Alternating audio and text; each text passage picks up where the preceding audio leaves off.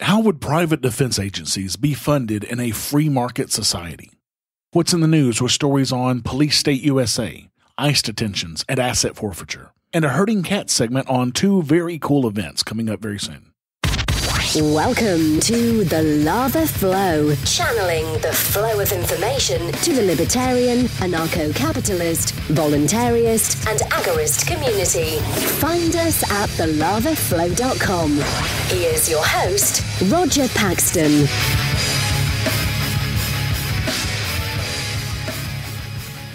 Thank you for joining me this week. Coming to you from the state that is the home of Triple H, a professional wrestler from Nashua, New Hampshire. This is the show that will bring you the people, places, and events that everyone in the Liberty Revolution needs to know. You can catch me on Twitter at @TheLavaFlowPod. This is episode 59, Private Defense Agencies, and it's Tuesday, April 11th, 2017, when there have already been more than 320 people killed by police this year. What's wrestling my jimmies this week? You're about to find out. Let's do it to it. You know, it's a question I hear quite a lot. Without government, who would protect me from an invading army or from warlords?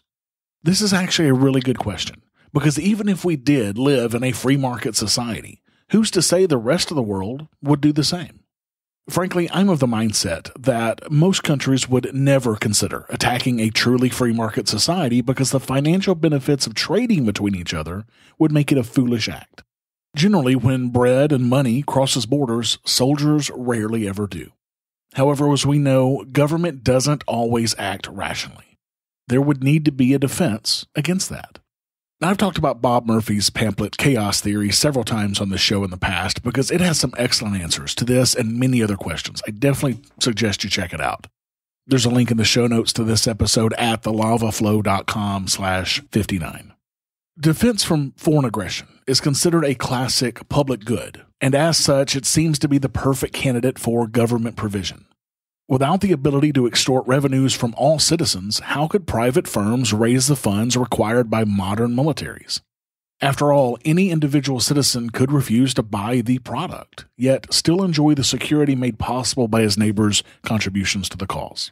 On a practical level, hundreds of small, decentralized armies would surely be wiped out by a consolidated attack from a neighboring state. According to Bob Murphy, in a free society, it's not the average person, but rather the insurance companies that would purchase defensive services. Every dollar in damage caused by foreign aggression would be fully compensated, and thus insurers would seek to protect their customers' property as if it were their own. Because of economies of scale, coverage for large geographical regions would likely be handled through a few dominant firms, ensuring standardized pricing and coordinated defense. Murphy also points out that the market for defense is not homogeneous. Large firms could provide the bulk of revenue for the insurance industry. The policies taken out on apartment complexes, shopping malls, manufacturing plants, banks, and skyscrapers would dwarf those taken out by individuals like you and I. Consequently, there wouldn't be the nightmarish bargaining problem that so worries the skeptics of private defense. If necessary, the insurer would write only long-term contracts and would make them conditional on the acceptance of a minimal threshold of clients. In other words, they would offer a package deal to the major companies, but the special low rates would only apply if a sufficient number of these policies were sold.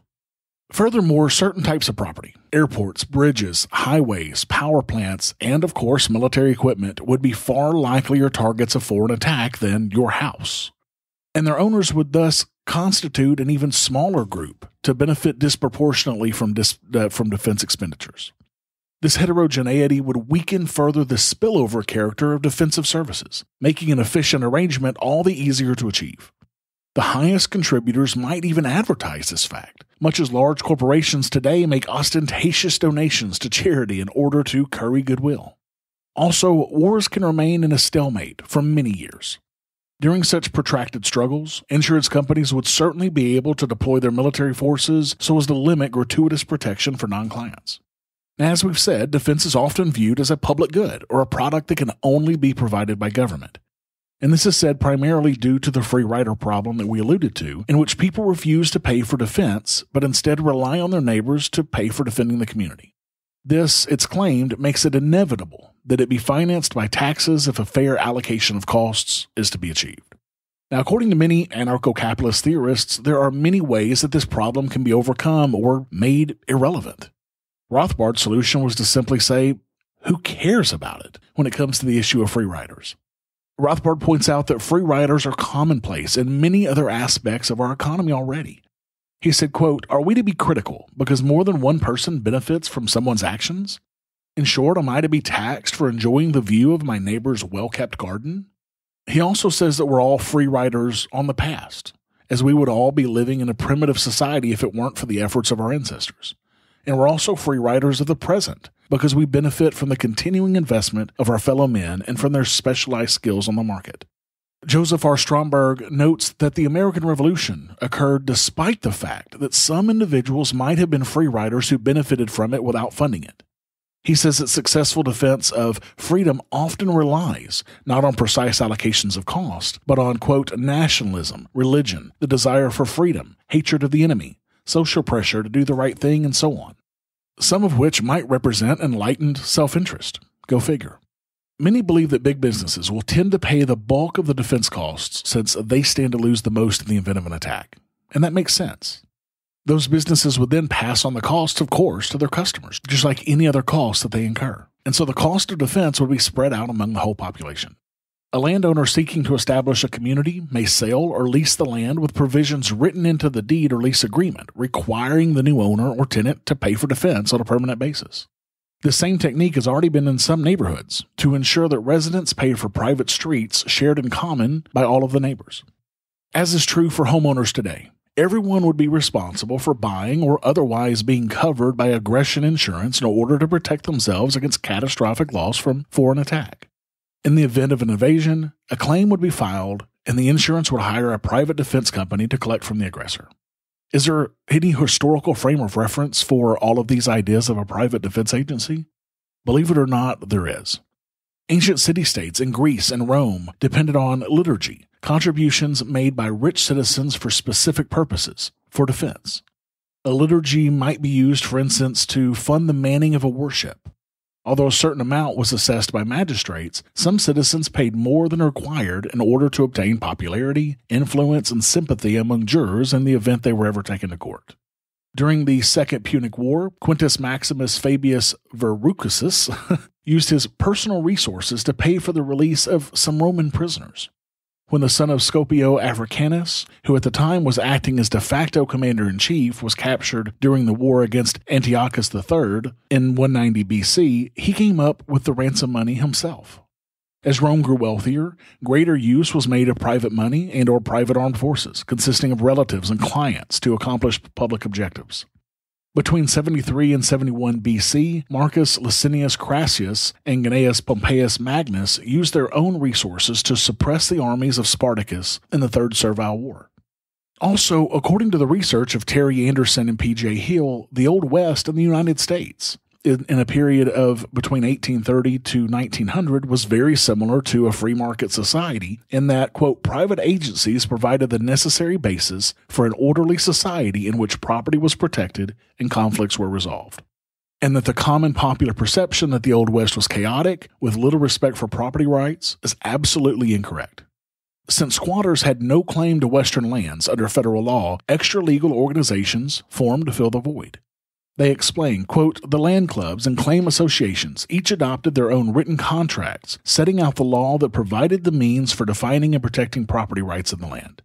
They established procedures for registration of land claims, as well as for protection of those claims against outsiders, and for adjudication of internal disputes that arose. The reciprocal arrangements for protection would be maintained only if a member complied with the association's rules and its court rulings. Anyone who refused would be ostracized. Boycott by a land club meant that an individual had no protection against any aggression other than what he could provide himself. The ultimate answer to how any of this would be handled in a free market society is, frankly, I don't know, and neither does anybody else. But I do know that however it's handled, when millions of free minds have had the opportunity to try and create solutions for these problems, that solution will be much more moral than what's going on right now, where countries attack each other for perceived slights and to expand empires. Private defense agencies wouldn't be dropping bombs on Syria right now, or provoking North Korea, that's for sure. Sadly, as long as the majority of people are willing to allow government to continue to extract money from them for protection, just like the mafia does, then this is a problem that's not going to be solved anytime soon. Have you subscribed to the Lava Flow on iTunes or any mobile device yet? Then what's wrong with you? Go to thelavaflow.com/subscribe so you don't miss a minute of the show. And while you're subscribing, make sure to leave me a 5-star rating and review the show to help others find our podcast. thelavaflow.com/subscribe. Hey there, Liberty lovers. This is Mark Claire of the Lions of Liberty podcast, where we strive to bring you great conversations about the ideas of liberty 3 days a week, every Monday, Wednesday, and Friday. Check us out at lionsofliberty.com. What's in the news? The news you need to know from a libertarian perspective.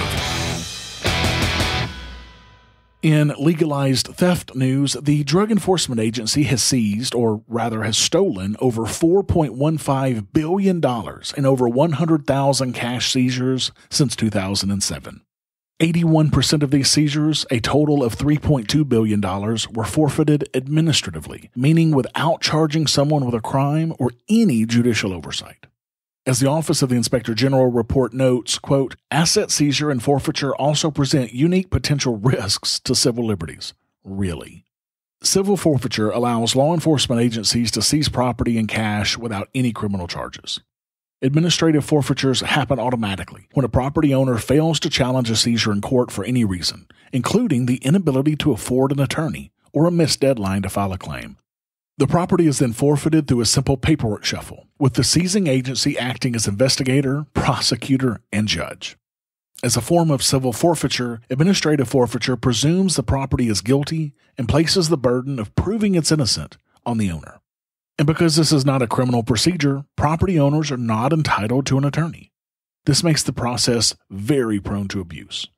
89% of the cash seizures by the DEA were under $100,000, but they accounted for 30% of the total value of cash seized. Those amounts suggest that many seizures are not focused on larger criminal enterprises as you would think. Only about 20% of these seizures were challenged, and the DEA only returned all or a portion of the cash in less than half of those cases in the 20%. This is clearly unconstitutional, but we all know how little those words matter anymore. More importantly, this is immoral. It is using force to steal money from people, plain and simple. If I were to do this to my neighbor, I would go to jail. Hell, if I were to do this to a pimp or a drug dealer or a prostitute, I would still go to jail. But the government can get away with it with impunity. There's no logical way that it makes sense for people to be able to give rights that they don't already have to a group of people through the ballot box. If I don't have the right to steal from my neighbor or a drug dealer, then I can't go to some magic box, put a check mark on a piece of paper, and elect people who can then hire thugs to steal from my neighbor or a drug dealer. It doesn't work that way. But let's be clear, this is exactly what government is. Government is the illegitimate initiation of force, whether it be stealing through asset forfeiture, taxes, or extortion when you go just a few miles an hour faster than some arbitrary number. It's all force, and it is all immoral. In Sitting on Ice news, a U.S. citizen is suing the Immigration and Customs Enforcement Agency, alleging that he was illegally detained for 3 weeks. Rony Chavez Aguilar spent 2 weeks in the county jail in Chicago after he pleaded guilty to drug charges. However, according to his lawyer, Charles Roth, instead of being released as planned, ICE agents believed that he was an undocumented immigrant and sought to deport him. They transferred him to a facility in Kentucky where ICE holds other detainees facing deportation. He was then held by ICE for 3 weeks. The National Immigrant Justice Center launched a complaint against ICE, saying, quote, ICE Chicago did not obtain a judicial warrant to arrest the plaintiff, has not provided a sworn, particularized statement of probable cause, has not promptly brought him before a detached and neutral judicial officer for a probable cause hearing, or has not brought him before a judge to understand the charges against him and receive important advisals regarding his due process rights, among other procedural protections. Because cockroaches don't like it when the light is shined on them, ICE released Aguilar shortly after this complaint was filed. An analysis by NPR found that between 2007 and 2015, at least 693 U.S. citizens were detained in jails illegally at the request of immigration agents, and 818 citizens were held in detention centers. And this is just the ones that they know about. There were likely many others. What has the country become when it can allow such illegal detainment with no repercussions to those who committed the act? In the unlikely event that there is a lawsuit brought, such as in this case, if the government is found guilty of wrongdoing, the people who actually committed the act will have nothing happen to them. If there ever is a fine paid, it's going to be done using taxpayer money, of course, which only makes Mr. Aguilar a double victim. These type of actions will continue to happen until the bad actors are personally held responsible for their illegal actions. Just as a judge would tell you and me, ignorance of the law is no excuse. How is it that government bad actors get special protections that we don't? In legislating the future news, Chicago high school students may soon need to create a plan for their future in order to graduate high school. Mayor Rahm Emanuel has laid out his new proposal, which would require students to develop a post-high school plan before receiving their diploma. Chicago would be the very first city in the country to adopt such a requirement if the measure is approved by the city's Board of Education. Emanuel said, quote, "We live in a period of time where you can earn what you learn. The school system of K through 12 is not applicable to the world and the economy and the world that is our high school students are graduating to. So we're moving to a pre-K to college model." Under the proposal, all Chicago public school students starting with this year's freshman class would have to show an acceptance letter to a four-year university, a community college, a trade school or apprenticeship, an internship, or a branch of the armed services in order to receive their high school diploma that they worked all those years for. Emanuel also said, quote, "Around 62% of our kids are already either accepted into college or accepted into community college, and our goal is to make sure nobody spikes the ball at 12th grade. We want to make 14th grade universal. That's the new goal line." Jesus Christ. So essentially, Rahm has never taken an economics 101 class in his entire life. His actions here will only serve to make an associate's degree as useless as a high school diploma by increasing the supply of those with some higher education or a trade degree, polluting the population artificially with those degrees. But of course, it's for the children, so we need to hold on to our wallets. And of course, you should hang on to your wallets because guess who's going to pay for this? That's right, you're going to be paying for it. Emanuel said the plan is a continuation of the city's efforts to provide more access to higher education, including free community college for students with a B average or better. But we all knew that was coming. And for him to use the term free college, it just proves that he's never taken an economics 101 class. In police state news, everything that you may possibly do is considered suspicious, including having a reclined car seat. The Kansas Supreme Court ruled that a reclined car seat is suspicious behavior and can be used by police as a justification for warrantless searches. Prior to heading to the Supreme Court, the Court of Appeals first concluded that a reclined seat, quote, "does not significantly add to the probable cause analysis because reclining in a seat is a, quote, common innocuous activity." However, if the officer manages to see a plastic bag in a car with a reclined seat, they now have probable cause. What? The case of the state of Kansas v. Cameron Howard began when Howard allegedly attempted to avoid a traffic light by driving through a parking lot. Claiming this gave him probable cause to detain and otherwise extort Howard, a police officer pulled him over. That's when the officer noticed the suspicious passenger seat that was in a slightly reclined position. Ignoring the fact that the passenger seat was occupied by Howard's pregnant girlfriend, the officer ordered Howard out of the vehicle. He then noticed an empty plastic bag and claimed this gave him probable cause to search the vehicle. During the warrantless search of the vehicle, the officer found a handgun under the floor mat. According to the Kansas Supreme Court, quote, "the officer's training and experience that led him to know people regularly package drugs utilizing twisted-off corners of clear plastic baggies." You know, because saying people regularly carry drugs in cars, so that should be probable cause too, would be way too obvious. Give me a break. Seeing the baggie and noticing the reclined seat, even though it was occupied by a pregnant woman, quote, "Officer Lohman made the reasonable inference that the passenger's reclined seat was an attempt to conceal something from his view." Howard was then arrested for felony possession of a firearm, in spite of the fact that he had legally purchased the gun after undergoing an FBI background check. Police, as the Rutherford Institute so eloquently points out, can now add, quote, reclining car seat to the incredibly long list of other suspicious behavior as having acne scars, driving with a stiff, upright posture, having car windows that are too heavily tinted, driving too fast, driving too slow, failing to maintain speed, following too closely, improper lane changes, distracted driving, screeching the car's tires, leaving a parked car door open for too long, avoiding a traffic light by driving through a parking lot, driving near a bar or on a road that has large amounts of drunk driving, driving a certain make of car like a Mercedes, a Grand Prix, or Hummers, having anything dangling from the rearview mirror such as air fresheners, handicap parking permits, toll transponders, or rosaries, or displaying pro-police bumper stickers. Yes, all of these things have been used as suspicious behavior and held up in court. Constitutional attorney John W. Whitehead, president of the Rutherford Institute and author of Battlefield America, The War on the American People, said, quote, drivers should beware. At a time when police can do no wrong, at least in the eyes of the courts, police unions, and politicians dependent on their votes, we the people are at a severe disadvantage.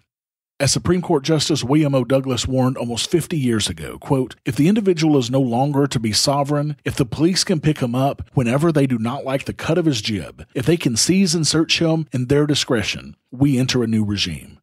We have indeed entered a new regime, and it's called a police state. And in even more police state news, the ACLU of South Dakota has exposed a nightmarish byproduct of the drug war in their state.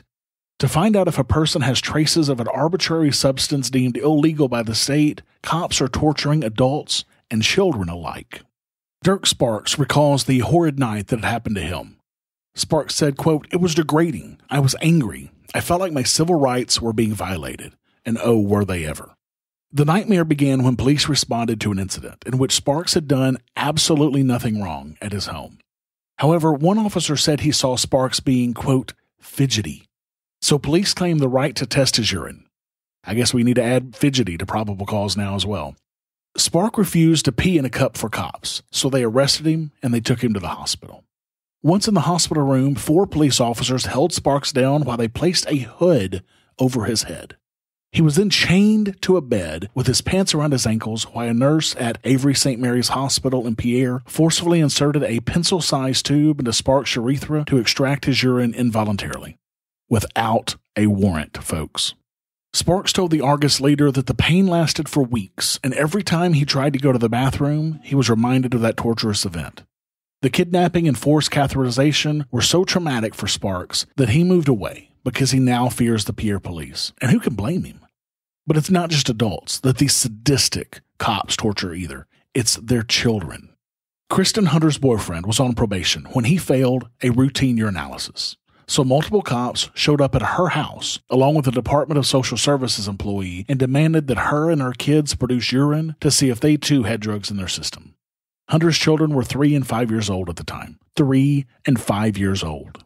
Police told Hunter that if her kids couldn't pee on demand, that they would be taken from her. Luckily, Hunter and her 5-year-old daughter were able to produce a sample successfully. However, the young boy, who wasn't potty trained yet, was unable to go on command. Police and social workers then held down the child and essentially sexually molested him via forced catheterization. Quote, they just shoved it right up there, and he screamed so bad, Hunter said. Because these sadistic motherfucking cops and social worker were apparently filthy at the time, the poor young toddler contracted a staph infection in his penis from this process.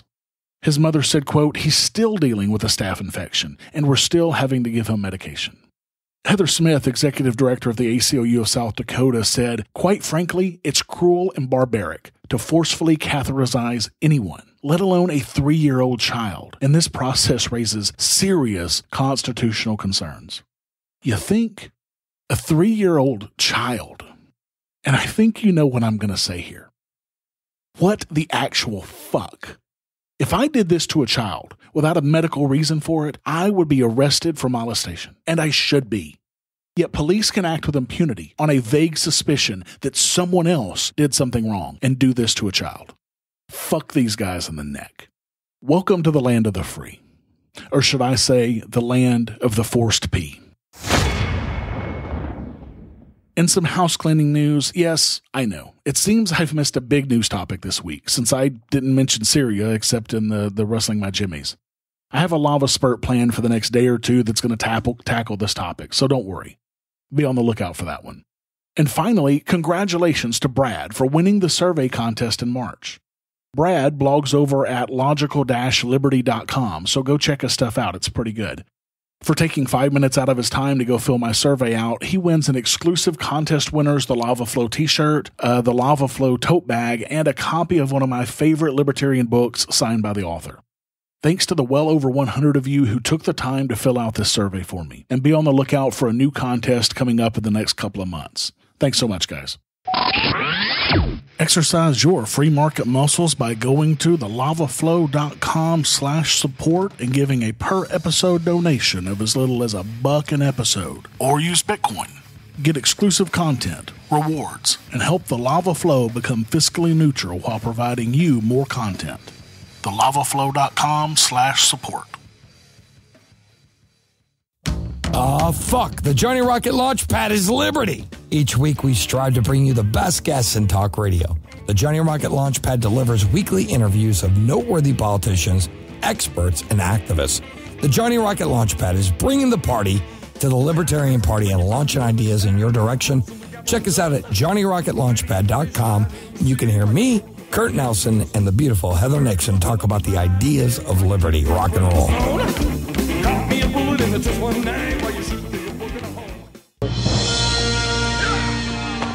Herding cats. Don't let anybody tell you it's easy. Anybody can herd cattle. Holding together 10,000 half-wild short hairs, well, that's another thing altogether. Being a cat herder is probably about the toughest thing I think I've ever done. For the second year in a row, my wife and I are on the planning team for Free Coast Festival, and this year is going to be better than ever. You do not want to miss this one, I promise. The theme this year is Living a Voluntary Life Today, and it is one I am especially excited about.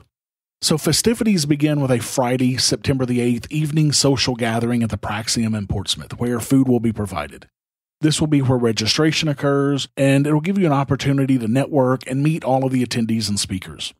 Saturday morning features a speaker series, a live broadcast of the Free Coast's own podcast, Free Coast Freecast, with yours truly on it. And it ends with one of our keynote speakers, Hannah Brame from Becoming Who You Are podcast, at the iconic music venue, the Stone Church in Newmarket. The Saturday evening coastal cruise is the festival's banner event. We'll board the Thomas Layton and make our way down New Hampshire's spectacular seacoast while enjoying an included catered meal and keynote speech by Jake DeSalis from The Voluntary Life. This is one I personally cannot wait to see. I've been listening to Jake's The Voluntary Life for years now. It's a podcast that I never miss every single week, so to finally get a chance to meet him in person is so exciting to me. If you don't know who he is, trust me, you want to. Check out his podcast where he talks about how he lives a voluntary life every single day. You won't be disappointed. It's called The Voluntary Life. You can find it on any podcatcher. And then Sunday will be our Entrepreneur Day, backed by popular demand. If you recall, I won this competition last year with my presentation for Pax Libertas Productions, which is now in full swing. As the reigning champion, I'm super excited to see what comes out of this event this year. Tickets for this event start at $30 for adults and $20 for children aged 4 to 17. Kids under 4 come free. Now, that general admission price ticket gives you access to all of the events for the weekend except for the cruise. If you want cruise tickets, you'll need to add an additional $100 per adult. Kids 17 and under cruise for free, as long as they have a general admission ticket. Trust me, you don't want to miss the 3-hour tour of the Portsmouth waterways. It is right at sunset, and the views and the colors are incredible. Not to mention the fellowship, the awesome food, and what's going to turn out to be an incredible keynote. I hope to see you guys there the weekend of September 8th through the 10th. You can get all of the details and the tickets at Eventbrite, or you can go to thelavaflow.com/freecoastfestival, and it'll take you right there. Also, don't forget about the other big event coming up this year, PorkFest 2017. Jess and I are also on the planning team for this event, and you don't want to miss it. It's going to be June 21st through the 25th at Rogers Campground in the mountains of New Hampshire. Tickets are on sale at porkfest.com right now for $80 per person for the entire 5-day event, with kids being free. My kids told us last year that they enjoyed PorkFest more than Disney World, and I know Jess and I did as well. Would have been nice to know that before we spent thousands on Disney World, but that's the way it goes. I met so many of my listeners at PorcFest last year, and I hope to see so many more of you there this year. Thank you for listening to the show this week. As always, I need to thank my favorite PorcFest organizer, Jessica, for her help with the show. For the show notes to this episode, where I put links and other information that's been on this show, go to thelavaflow.com/59. I don't have any new iTunes reviews this week. iTunes helps steer people to this podcast based on ratings and reviews, so please go to thelavaflow.com/iTunes and leave me a rating and a review.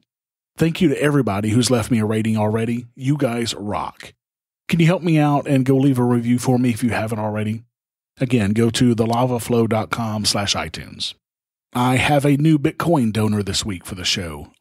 RT Bimes started a $1 per episode donation. RT, thank you so much for that. I had 2 donors increase their donations since the last episode as well. Paul and Joshua both increased their donations from $1 per episode to $2.50 per episode using Patreon. Awesome, guys. So thanks to all these guys and all of my other awesome supporters, I'm now at $177 per episode, or 70.8% of the way towards my next goal of $250. And if you, like RT, Paul, and Joshua, want more of the Lava Flow, exercise your free market muscles by going to thelavaflow.com/support and giving a per episode donation of as little as $1 an episode using Federal Reserve notes through Patreon or Bitcoin through Coinbase. I want to be able to bring you more content soon, so make sure to add your donation today to help make that happen. Until next time, keep striking the root. Thank you for listening to The Lava Flow at thelavaflow.com. Don't miss an episode. Subscribe now at thelavaflow.com/subscribe. This has been a Pax Libertas Productions podcast.